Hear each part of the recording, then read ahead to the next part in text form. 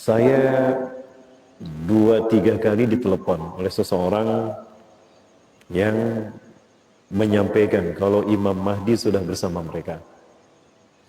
Ciri-ciri yang Ustaz sampaikan terkait dengan ciri-ciri Imam Mahdi secara fisik.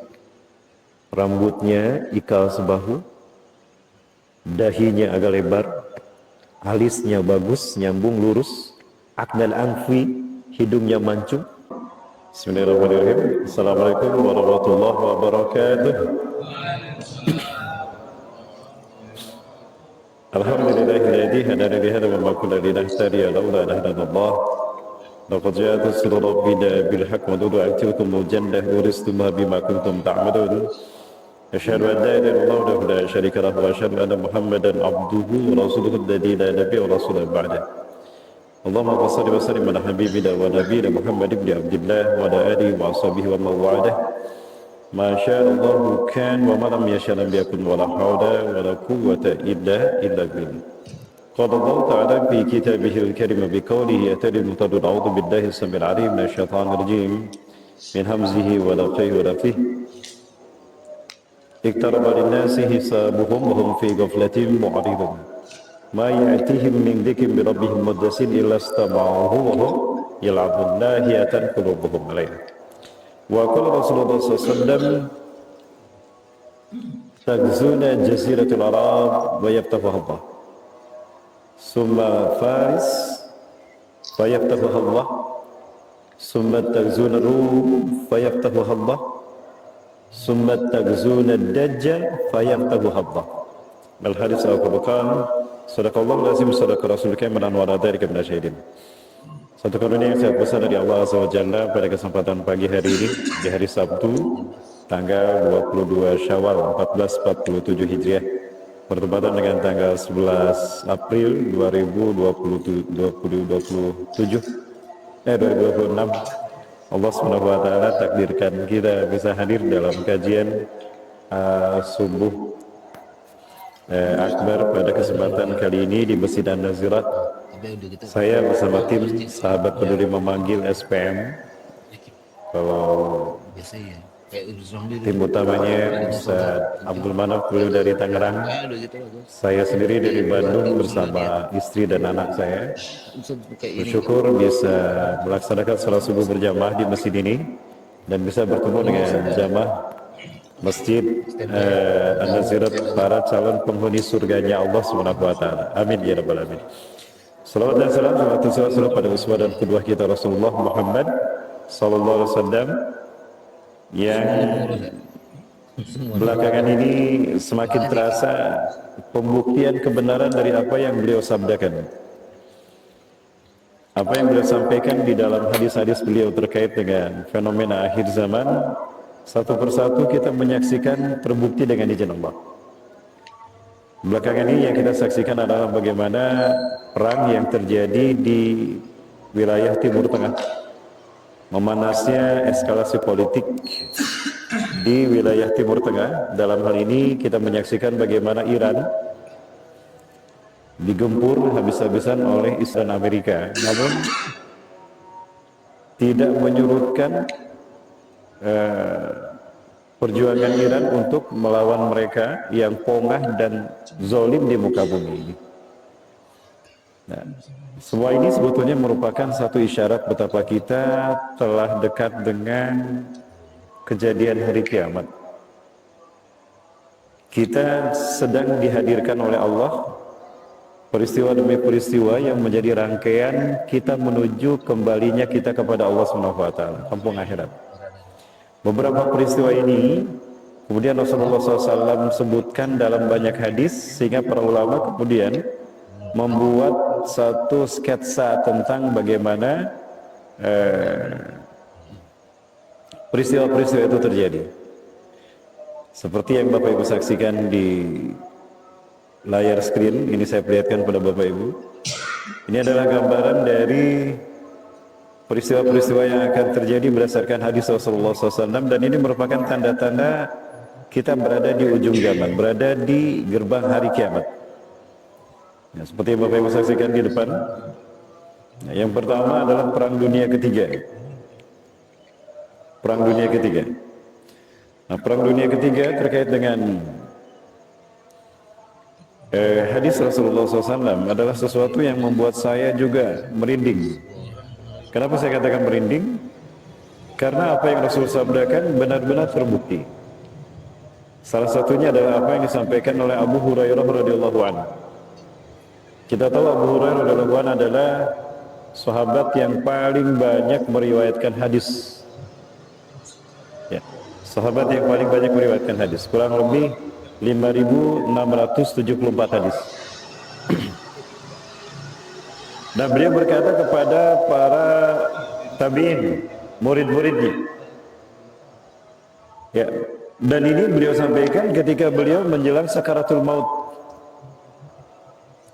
Hafiztu bi'ain min Rasulillah SAW. Aku menghafal 2 bejana ilmu dari Rasulullah SAW. Fa'ammal ula faqad basastuhu ilaikum. Adapun bejana ilmu yang pertama sungguh aku telah sampaikan pada kalian. Wa ammal akharu fa in basastuhu quti'a hadzal bul'um. Adapun bejana ilmu yang kedua, jika aku sampaikan kepada kalian, maka leherku ini akan dipenggal. Jadi ada 2 bejana ilmu yang didapatkan Abu Hurairah radhiyallahu anhu dari Rasulullah SAW. Yang satu sudah disampaikan sepanjang hidup Abu Hurairah, yang kedua disembunyikan. Kenapa yang kedua disembunyikan? Khawatir apabila para sahabat tidak memahaminya, atau hadis ini sampai kepada sahabat yang mungkin tidak paham dan dalam hatinya ada penyakit, akan menimbulkan konflik, akan menimbulkan pertikaian. Maka disembunyikan oleh Abu Hurairah sepanjang hidupnya. Namun kata Abu Hurairah, sekarang aku ada sampai pada sakaratul mautku. Sepertinya ini saat terakhir di mana aku berada di dunia. Aku khawatir menyembunyikan ilmu dari Rasulullah SAW. Maka disampaikanlah oleh Abu Hurairah radhiyallahu anhu. Dan apa yang Abu Hurairah sampaikan? Ternyata Rasulullah SAW berbicara tentang perang dunia. 3 perang dunia Rasul ceritakan. Seperti apa gambarannya? Bapak Ibu bisa saya sampaikan. Ini yang disampaikan oleh Abu Hurairah radhiyallahu anhu. Yang saya sendiri merinding Bapak Ibu. Betapa kita berada di ujung peradaban. Dan Bapak Ibu sekalian bisa kita lihat. Nah, sebelum saya lanjutkan, saya sapa terlebih dahulu yang saya hormati dan saya muliakan karena Allah, Bapak Ketua Dewan Kemakmuran Masjid An-Nazirat bersama jajarannya. Juga yang saya hormati dan saya muliakan karena Allah, Bapak para hadirin kaum muslimin muslimat rahimakumullah. Dan di depan Bapak Ibu sekalian dilihat, menjelang wafatnya Abu Hurairah pernah berkata kepada para muridnya. Muridnya Abu Hurairah berarti tabi'in, karena Abu Hurairah ini sendiri adalah sahabat. Ya, tabi'in artinya mereka yang beriman kepada Allah dan Rasul, hidup bertemu dengan para sahabat dan tidak bertemu dengan Rasulullah SAW, hidup dan mati dalam keadaan Islam. Itu tabi'in. Nah, Abu Hurairah mengatakan, hafiztu min Rasulillah SAW wi'ain. Aku hafal dari Rasulullah SAW 2 bejana ilmu. Fa'amma ahaduhuma, adapun yang pertama, fabasastuhu, aku sudah menyampaikannya pada kalian. Semuanya sudah aku sampaikan. Wa ammal akharu, adapun yang kedua yang berikutnya, falau basastuhu, andai saja aku sampaikan, quti'a hadzal bul'um, maka leherku ini taruhannya, kalian akan memenggal leherku. Nah, kenapa Abu Hurairah menyembunyikannya? Ternyata ini terkait dengan hal-hal yang mungkin para sahabat tidak akan memahaminya. Nah, apa yang disampaikan oleh Abu Hurairah ini ditemukan di dalam sebuah manuskrip kuno di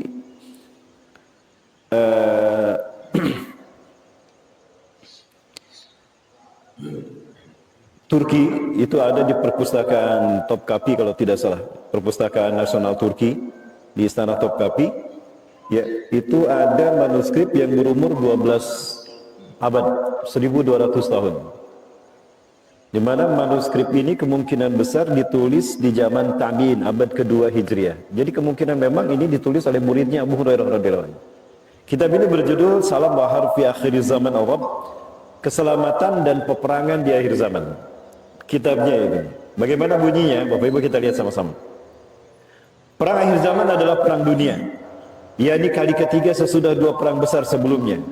Nah, ini Rasulullah bercerita bahwa ternyata ada 3 perang dunia yang Rasulullah sebutkan dan para sahabat tidak mendengarnya. Menjelang wafat Abu Hurairah menyampaikan. Ya. Banyak sekali yang mati di dalam perang itu. Perang dikobarkan oleh seorang laki-laki yang merupakan kucing besar di negeri gelas dan mahkota di kepala. Sementara perang kedua dikobarkan oleh seorang laki-laki yang nama panggilannya adalah Tuan Besar dan seluruh dunia memanggilnya Hir. Ya.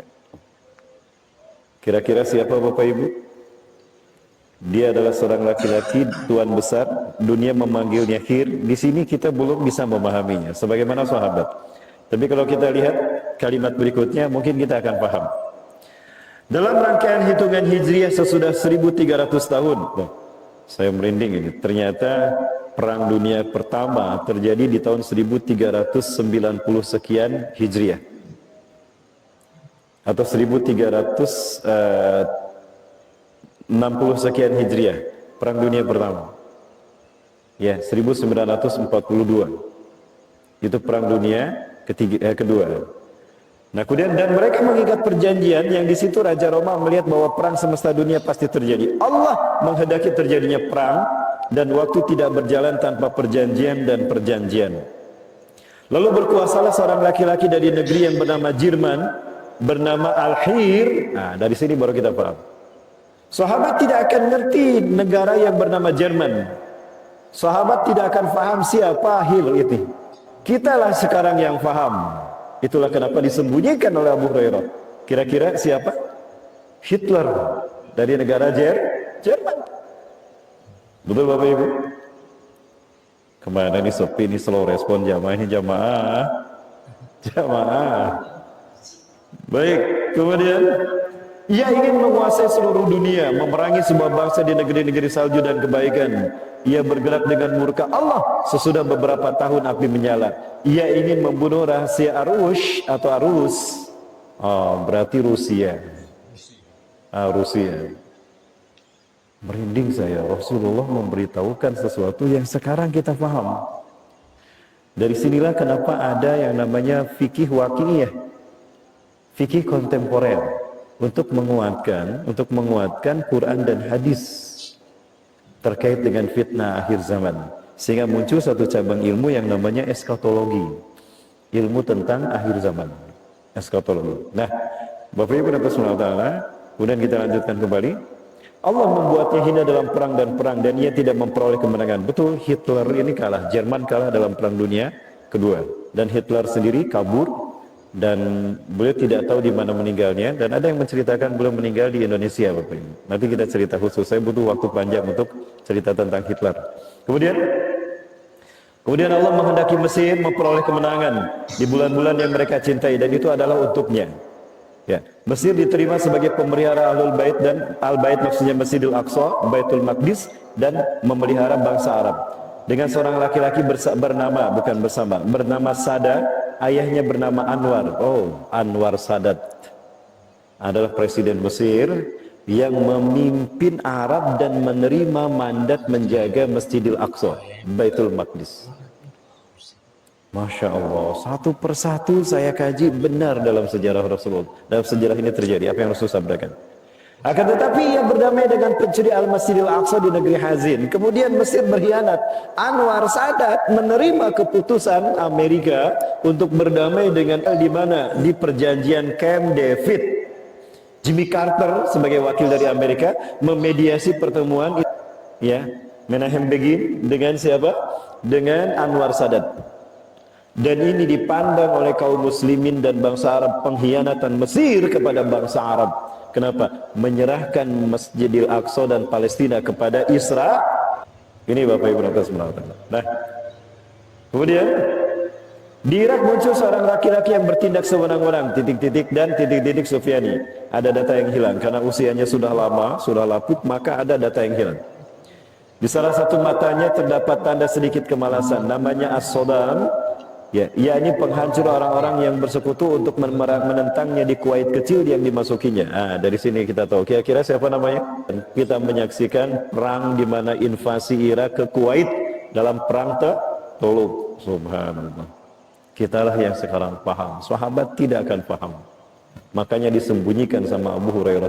Kemudian, ia adalah mahdud, tidak ada kebaikan bagi Sufyani, Saddam Hussein, kecuali dengan Islam. Ia baik dan buruk dan ada kecelakaan bagi pengkhianat Al-Mahdi yang terpercaya. Ya, Bapak Ibu, saya simpan di laptop saya. Ya. Kalian tidak memberi saya makan supaya saya lemas. Kalian tidak tahu bahwa saya tidak pernah meninggalkan sholat 5 waktu, sholat duha dan sholat tahajud di dalam penjara yang kalian berikan untuk saya.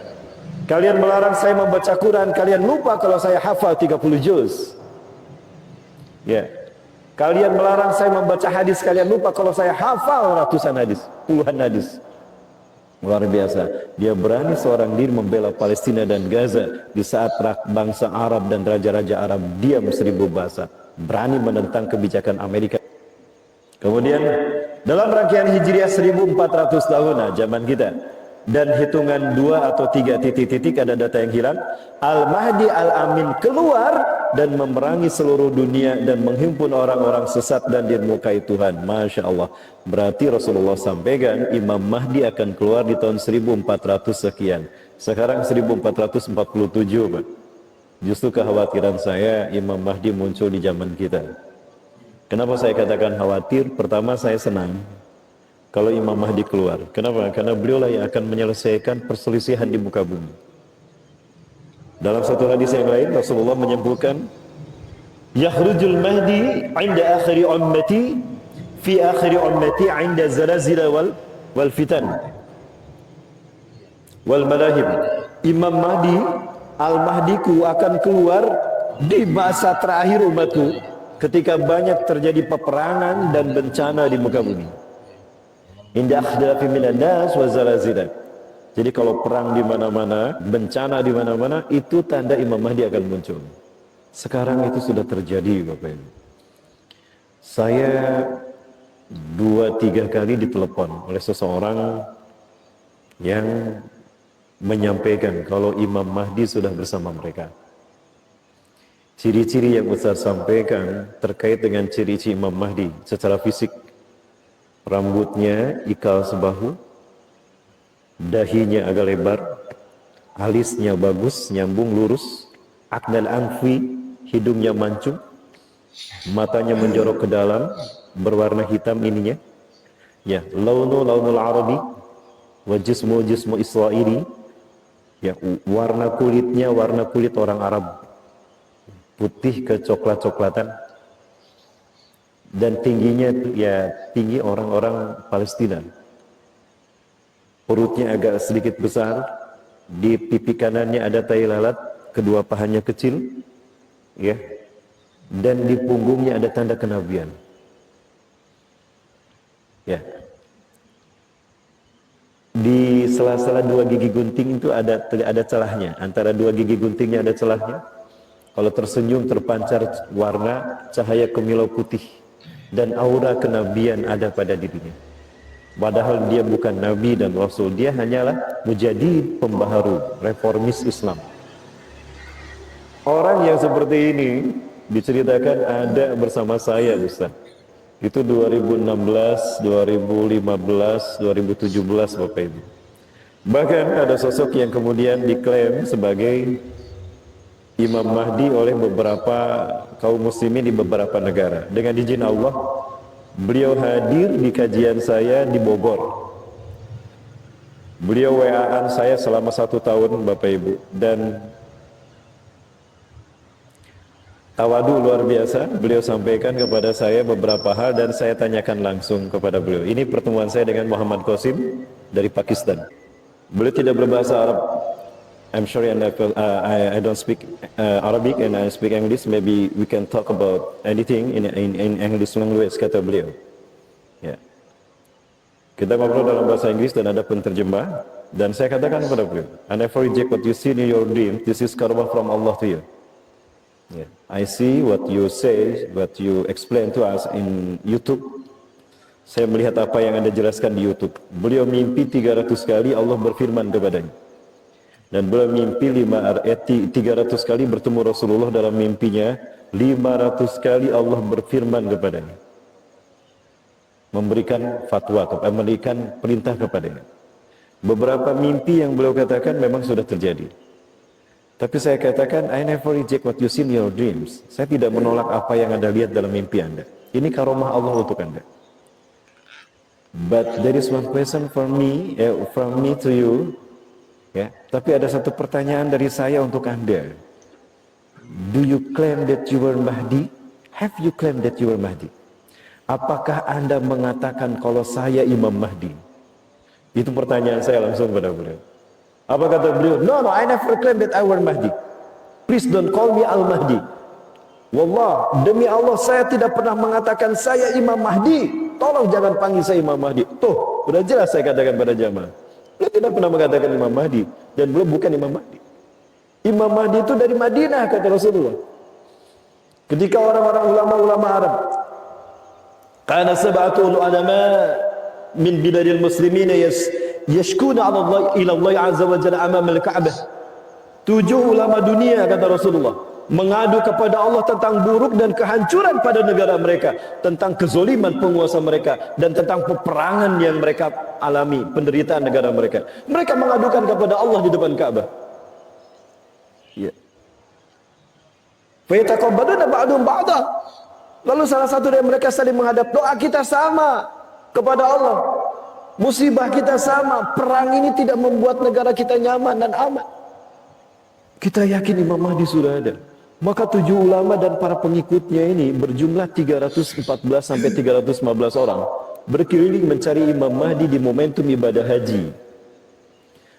Fawajaduna, ya, lalu mereka menemukannya. Fayajidunahu, mereka menemukan Imam Mahdi. Lalu mereka mengatakan, ifsit yadaka nubayyuka ala sami wa ta'ah. Ulurkan tangan Anda, kami baiat Anda sebagai Imam Mahdi kami.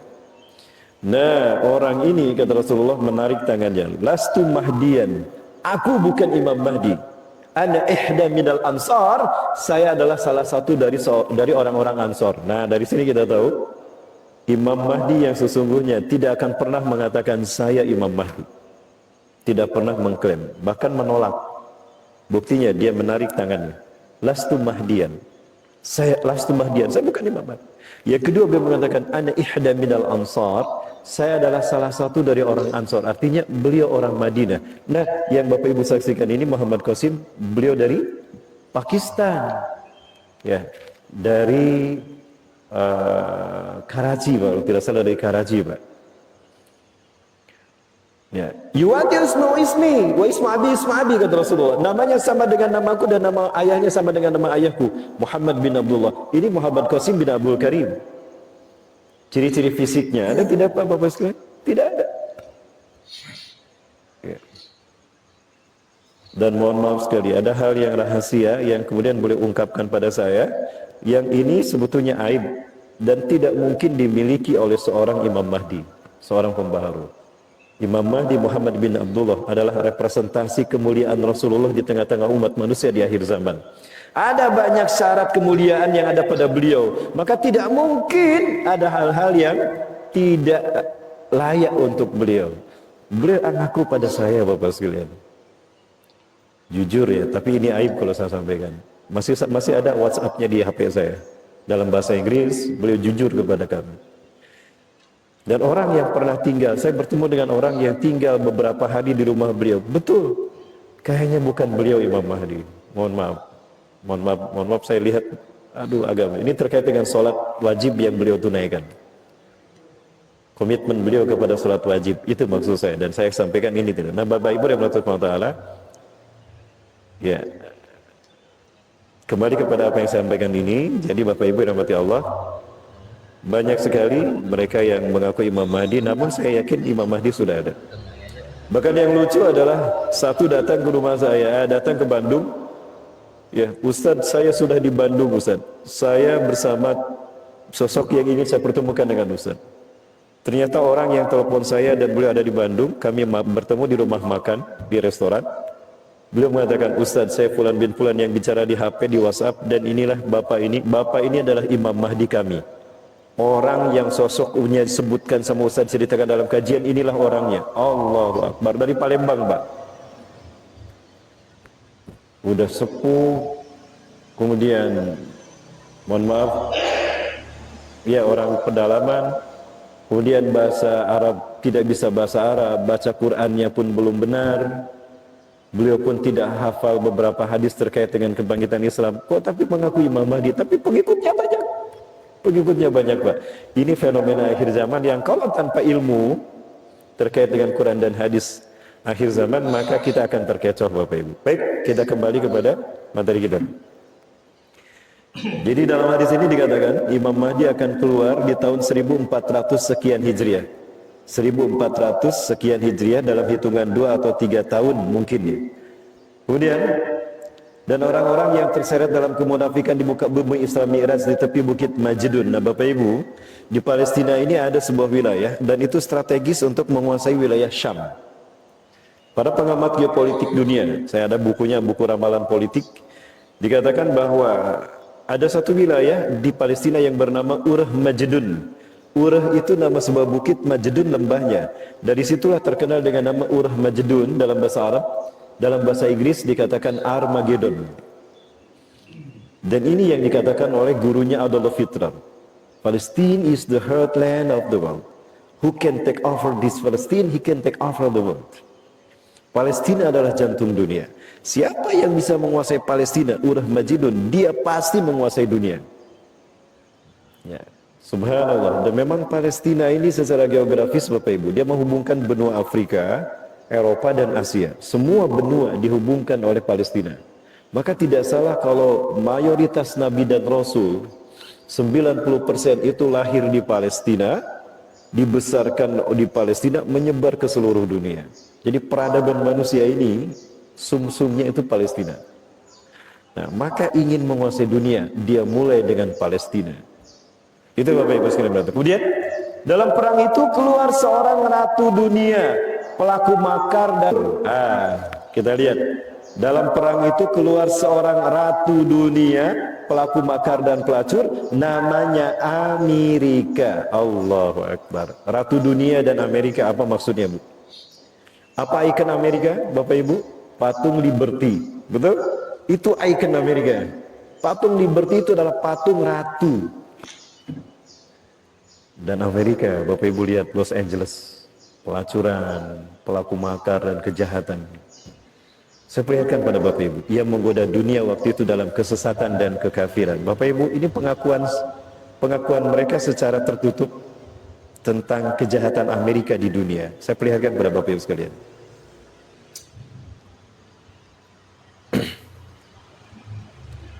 Ketika itu terjadi, saya langsung menyampaikan pada teman-teman, bro, antum di mana? Coba antum kumpul, antum buka televisi. Ini ada peristiwa ini. Antum amati. Kami biasa ada satu kelompok diskusi, Bapak Ibu, diskusi lintas dunia. Kenapa yang saya saksikan ini kebohongan? Karena gagal ginjal. Ya, itu Pak, tahun 2001 di bulan September itu Usama bin Laden sedang dirawat.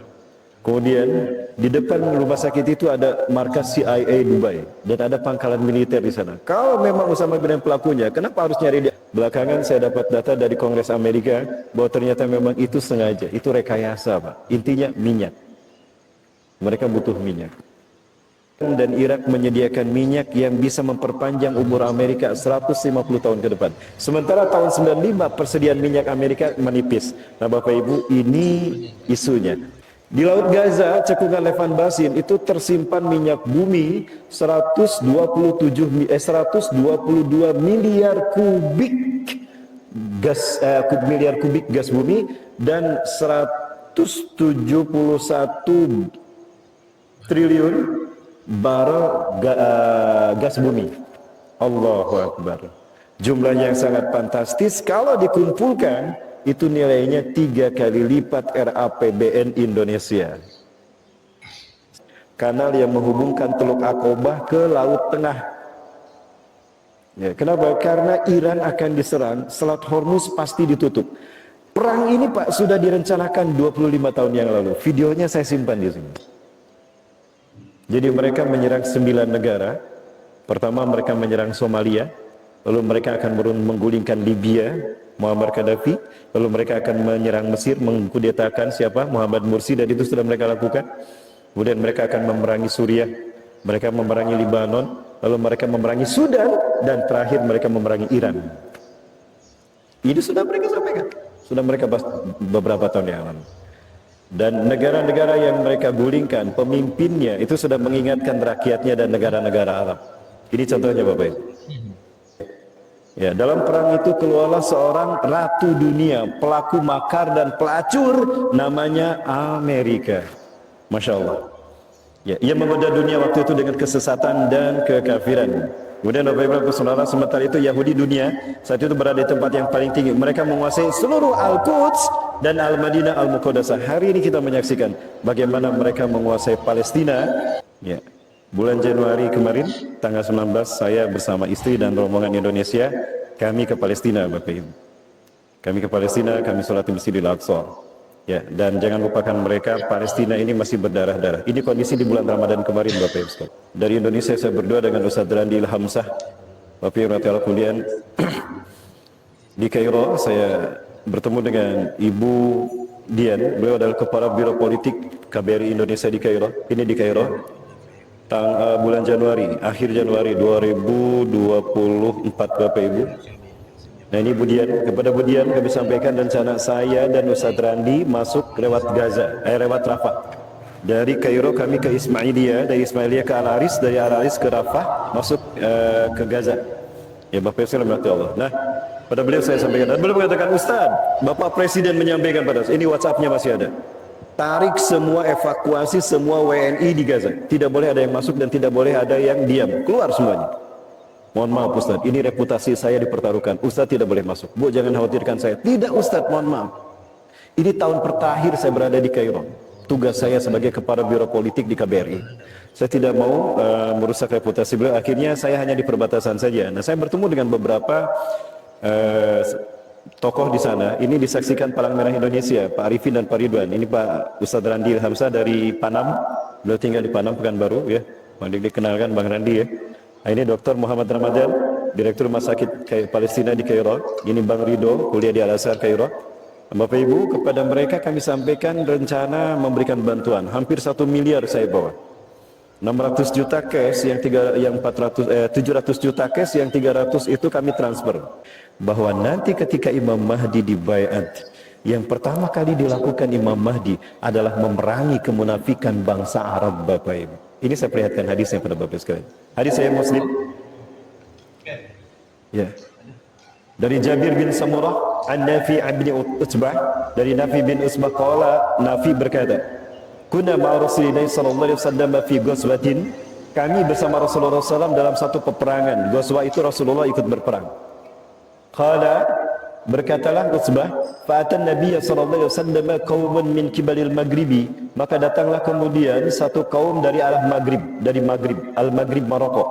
Alaihim siyabus sufi, mereka memakai pakaian dari kain wol. Fafaquhu 'inda akmatin, lalu mereka mengepung mengelilingi Rasulullah di samping bukit. Ya.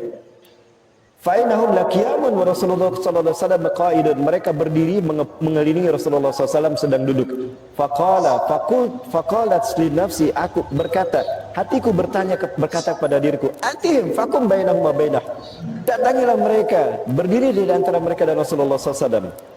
Ya, la yagtalunahu, ya, jangan sampai mereka menyerang mengepung Rasulullah SAW. Sumakutu la'allahu najjiu ma'hum, sepertinya Rasulullah sedang merintih kepada mereka. Fa'ataituhum, lalu aku mendatangi mereka dan Rasulullah SAW. Faqumtu bainahum wa bainahu, aku berdiri antara mereka dan Rasulullah SAW. Faqal fahafiztu minhu arba'a kalimatin, lalu aku menghafal beberapa kalimat, 4 kalimat dari Rasulullah SAW. Apa kata Rasulullah SAW? Ya. Nah ini, fahafiztu minhu, aku hafal dari Rasulullah SAW arba'a kalimatin, ya, 4 kalimat, a'udduhunna fi yadiyya, aku menghitung dengan tanganku. Faqala, Rasulullah bersabda, tagzuna jaziratil Arab fayaftahuha, Allahu, kalian akan memerangi jazirah Arab, kemunafikan raja-raja Arab, maka Allah akan memenangkan perang itu untuk kalian. Summa Farisa, dan kalian akan perang melawan Persia, Iran. Fayabtahu Allah, lalu Allah akan memenangkan kalian atas Iran. Summa tagzuna Rum, lalu kalian akan memerangi Romawi. fayaftahu Allah, lalu Allah akan memenangkannya untuk kalian. Summa tagzuna dajjal, lalu kalian akan memerangi dajjal, fayaftahu Allah, lalu Allah akan memenangkannya untuk kalian. Faqala Nafi ya Jabir la nara ad-dajjal yakhruju hatta yuftahar Rum. Saya yakin dajjal tidak akan datang melainkan Romawi sudah diselesaikan. Bapak Ibu, inilah urutan peperangannya. Dan ini sudah di depan mata kita, sudah dimulai Bapak Ibu. Nah Bapak Ibu yang dirahmati Allah, ini merupakan kesempatan bagi kita untuk kita berkontribusi nyata dalam kebangkitan Islam. Bayangkan ketika Islam bangkit, ada harta kita, ada peran serta kita. Lebih khusus untuk Palestina. Apa yang harus kita lakukan untuk Palestina? Inilah apa yang disabdakan Rasulullah SAW kepada Siti Maimunah. Ketika Siti Maimunah berkata, ya Rasulullah, aftina fi Baitul Maqdis. Wahai Rasulullah, berikan kami fatwa tentang Baitul Maqdis. Ardul Mahsyari wal Mangsar. Palestina, Masjidil Aqsa dan sekelilingnya adalah padang masyar kalian. Allahu Akbar. Berarti Bapak Ibu, jamaah, jamaah, ketika kiamat terjadi, dunia hancur, maka Palestina, Masjidil Aqsa adalah padang masyar kita. Bapak Ibu, sebentar, ini saya ingin sampaikan. Ini ketika saya terjebak di Qubah Sabah, kami terjebak salju sampai sebetis Bapak Ibu. Salju sampai sebetis, dan saya berhenti untuk menyampaikan report kepada pemirsa.